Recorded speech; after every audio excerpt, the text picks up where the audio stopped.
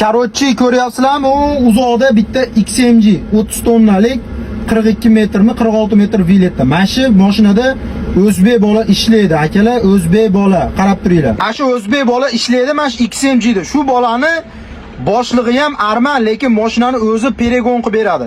Salarkasini olib kelib quyib ketadi.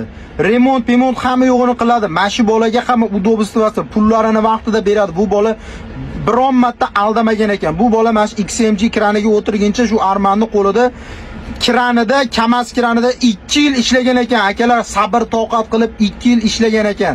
Nima desa xo'p deb ishlab ishonchiga kirganligi uchun mana shu bolaga massala kranni berib o'tkazib qo'ygan. Hech qayerga qimirlamaysan, obyektdan obyektga o'zim peregon qilaman. Pulingdan zaddeshga yo'q, sen o'zimni ukam deysan, salarkasini ham qo'yib, zapchasi hamma yo'g'ini sharoitini qilib berar ekan. Akalar, ko'ryapsizlarmi? Shu ham arman. Ko'pchiliklar aytasizlar, kidala qiladi boshqa. Yo'q, biznikilar kidala qiladi. Biznikilar qanaqa kidala qiladi? Aldaydi, boshidan yolg'on gapirishni boshlaydi. Unga pul kerak, bunga pul kerak, unim o'lib qopti, bunim o'lib qopti, pulni olib qochib ketadi. Biznikilar bitta joyda ishlolmaydi, sabr qila olmaydi. Boshqa joyga sakrab ko'radi. Mana shu bola 2 yil Kamaz kranida ishlab, oxirida mana yangi XMG ni haydab yuribdi. Akalar, ko'ryapsizlarmi? Yangi XMG peregon ham qilmaydi, boshqa ham qilmaydi.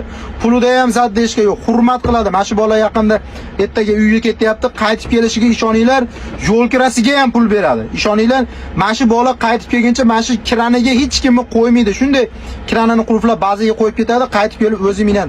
Ko'ryapsizlarmi, akalar, bunaqa ishonchga kirish uchun odam 1 yil, 2 yil ishlash kerak, aldamaslik kerak, harakat qilish kerak. Ko'ryapsizlarmi, akalar? Hammasi harakatdan, sabrdan, yolg'on gapirmaslikdan.